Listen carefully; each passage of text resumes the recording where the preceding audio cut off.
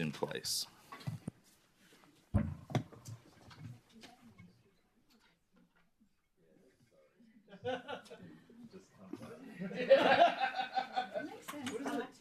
Yeah. What is it like?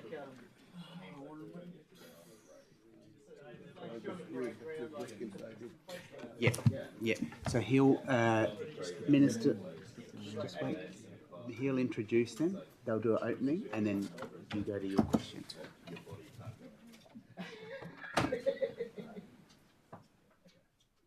Thank you. Minister, I invite you to introduce the officials accompanying you to make an opening statement regarding the Aboriginal Areas Protection Authority. Thank you very much, Mr. Chair. I have with me today Mr. Ben Scambary and Mr. Craig Cameron. Cameron and I are good. That's right. Cameron, thank you. And invite Mr. Scambary to make an opening statement. Thank you. Beautiful. Thank you, Minister. Thank you, Chair. I thank the Minister and the committee for the opportunity to make an opening statement. Also with me today from the Aboriginal Areas Protection Authority, I have Director of Policy and Governance, Mr. Cameron McNamara. ARPA is a statutory body established under the Northern Territory Aboriginal Sacred Sites Act. The Sacred Sites Act aims to strike a balance between the need to protect sacred sites and development in the Northern Territory. This involves preservation and enhancement of Aboriginal cultural tradition in the context of economic, cultural and social advancement of the Territory as a whole. Through its administration of the Sacred Sites Act, ARPA is involved in the planning stages of most major projects. In May of this year, the government passed a bill to amend the Sacred Sites Act. The three key amendments of this bill are formalising the existing composition of the members of the authority, allowing for certificates to be transferred and a recorded party to be added to a certificate where the land and work or use of the land are the same, establishing a framework for the authority to enter into enforceable undertakings with individuals alleged to have contravened the Act. The bill received assent from the Administrator on the 29th of May 2025. In the NT, anyone proposing to use or work on land can apply for an authority certificate. The purpose of an authority certificate is twofold. Firstly, it ensures the protection of sacred sites in accordance with the wishes of custodians. Secondly, it operates to indemnify authority certificate holders from prosecution for damage or interference to sacred sites in respect of any work or use undertaken in accordance with the terms of the certificate. In recognition of the importance of sacred sites, the Northern Territory Government obtains authority certificates for many of its public works. Key agencies such as the Department of Logistics and Infrastructure use authority certificates to guide their many projects. Through the authority certificate process, ARPA has delivered certainty to custodians of sacred sites and proponents alike in respect of thousands of projects across the Northern Territory. This certainty operates to support the economic growth priorities of the Northern Territory Government and traditional owners. In the reporting period, ARPA has issued 70 authority certificates for a range of infrastructure, tourism, roadworks, mining and oil and gas projects across the NT. These projects include Imperial Oil and Gas Exploration and Appraisal, Emergency Tree Works in Alice Springs, Paul Fitzsimmons Oval Redevelopment in Alice Springs, Adelaide River Gauging Station, just to name a few. Under the Sacred Sites Act, a person aggrieved by a decision of ARPA about an authority certificate application can apply to the Minister for Lands, Planning and Environment for a review of that decision. In the reporting period, there have been no requests for statutory reviews. In 2020, the authority laid charges against the Director of National Parks for constructing a walking path through a sacred site at Gunlom Falls. The matter proceeded to the High Court of Australia, who made a unanimous decision in the authority's favour. The matter culminated with a two-day hearing before the local court held at Gunlom Falls on the 22nd and 23rd of October 2024. The Director of National Parks pleaded guilty to the offence of working on a sacred site in contravention of Section 34 of the Sacred Sites Act. The local court imposed a penalty of $200,000.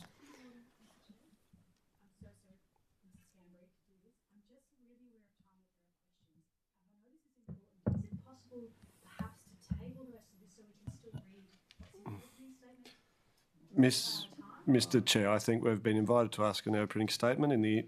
It's been the committee's managing of the time, I guess. I'd like for Mr. Scambary to continue. Typical for you to say that. Committee, I do note, and I know it's a sincere interject. I know it's a sincere point. It is up to the minister and the chief executive if they wish to use it. So I will hand back, noting. Free to continue, Mr. Scambary. Thank you, Minister. Thank you, Chair. Gunlong Falls will be reopened shortly for the enjoyment of Territorians and visitors. Looking forward in 2025-26, the authority will focus on ways to provide more efficient services to stakeholders to support government's efforts to stimulate the territory economy while continuing to protect sacred sites. ARPA will continue to conduct a thorough analysis and provide comment on major projects in the Northern Territory to the EPA, Development Assessment Services, the Pastoral Land Board and other government forums. In partnership with Department of Corporate and Digital Data, the authority is in a procurement process to replace legacy technology used to manage the registration and protection of sacred sites. A projected contract is expected to be issued in the first quarter of 25-26 and will continue to uphold the principles of the Sacred Sites Act. In closing, I would like to note the importance of the work we do at ARPA in supporting Indigenous cultural values and the economic aspirations of all Territorians. I would also like to thank the board, in particular the Chair, Mr. Bobby 𝙍𝙀𝙇𝙬𝙎𝙏, and the Deputy Chair, Ms. Lorraine Jones. And I'd like to acknowledge and thank the staff of the authority for their efforts this year. Thank you. Yeah. Shadow Minister. Thank you, Mr. Chair. I'm just picking up on earlier comments. The Minister made a commitment to have the member for Mulka take his questions on notice if they couldn't be answered. I'm willing to give that to the member for Mulka to ask. Thank you, Shadow Minister. Member for Mulka. Thank you, through Chair.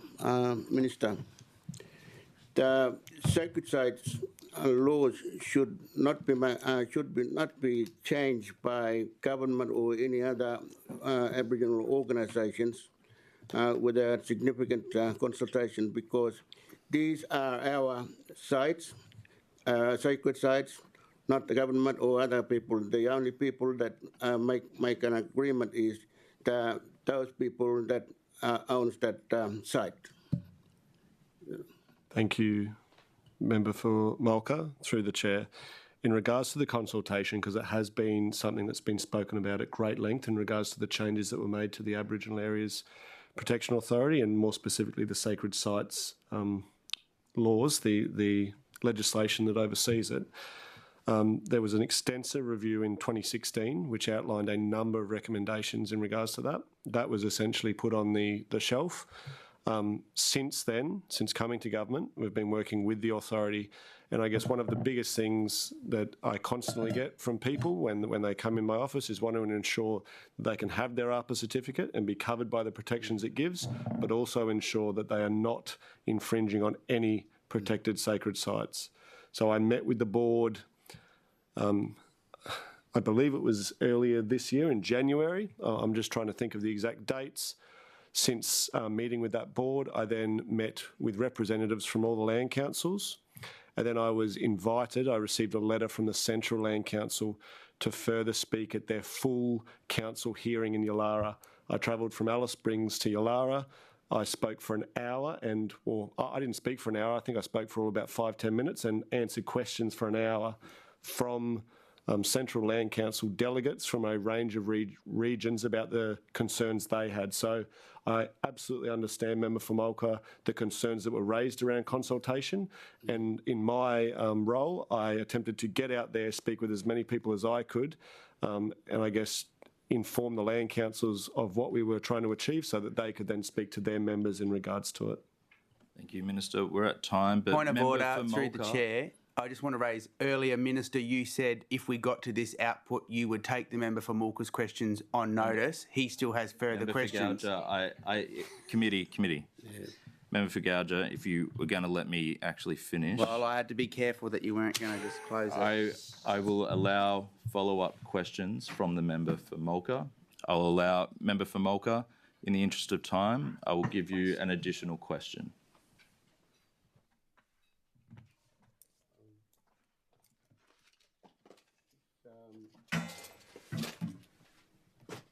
Going back to through chair to the minister, I would like to make it clear as a Yolngu senior elder of the land, lord of the land, I have a law and a power as authority with my clan groups, and we are talking about the clan group down in the centre, clan group somewhere else around here. There were land councils being used. It is not about the authority of the land council and the people who work in opposite CEOs. It has to be the 𝙍𝙀𝙑𝙬𝙎𝙏, who are the government of the land of that particular site. They are the ones that actually give approval, not the people that works in the offices or in ceremonial grounds in Yolngu areas. It has to be the senior elders. Have you actually approached the senior elders, who are the prime ministers, who are the chief ministers, who are the leaders of the land? Don't forget, this is not an empty land. There was government. There is a government system in Yolngu land. So that's all I can say. Thank you, through chair. Thank you, Member for Mulga. Just through the chair, I guess, to wrap up and finish on this question, the very way in which the ARPA board is comprised is it is comprised of members of the relevant land councils from right across the Northern Territory to give representation to many of those people that you've spoken about. Their representatives are then on the ARPA board and meet, I believe it's about four times a year, to then anything that the Chief Executive Officer wishes to go to that board and discuss with them, those discussions are had. So once again, I completely understand there was a number of people's concern. Committee, Member for Mulga, Minister. Thank you, Mr. Silence. We'll conclude there. I'd like to thank you gentlemen for coming in. Thank you, Minister. I'd particularly like to thank the agencies we didn't get to today. That is Corporate and Digital Development, Data Centre Services and NT Fleet. The committee knows a huge volume of work goes into this, and unfortunately we didn't get through to you today, but we thank you. Thank you very much, Mr. Chair. I too would just like to thank Dr. Benedict Scambary and Mr. Cameron McNamara for coming in today, because I know there's been a lot of preparation as well in regards to this output, so thank you. Thank you, Minister. As always, with my stats for the day, government, so we had 315 minutes of question time. Government members accounted for 20 minutes of that, which is 6.3%. Tomorrow, so I'd also just, on behalf of myself, as it will be the deputy in the chair position tomorrow, I'd like to sincerely thank all the supporting staff, Legislative Assembly, for everything they've done. For those watching, a huge amount of work goes on in the background supporting the committee and what they do, and a lot of late hours with Hansard, and so we thank you. And the member for Johnston and I have, would you like to get our little gifts? Oh, they're just there. Are we allowed to clap now? Well, we're not finished quite yet. Yeah.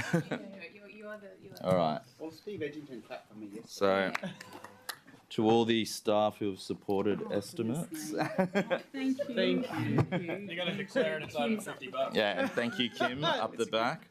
So, some goodies from the committee for all your hard work. So, thank you. And just for context, you know, I said to him, could you get them in a nice big box? And he said, Palmerston didn't extend to that. Yeah, the member for Johnston asked for tin chocolates, which we haven't got yet at the Coles in Palmerston. So Maybe if we get an oldie in Palmerston. I got the best we had to offer. But that concludes estimate hearings for today. Hearings will recommence at 8:30 a.m. tomorrow, Thursday, the 19th of June, 2025, with questions of Power and Water Corporation. We are now adjourned.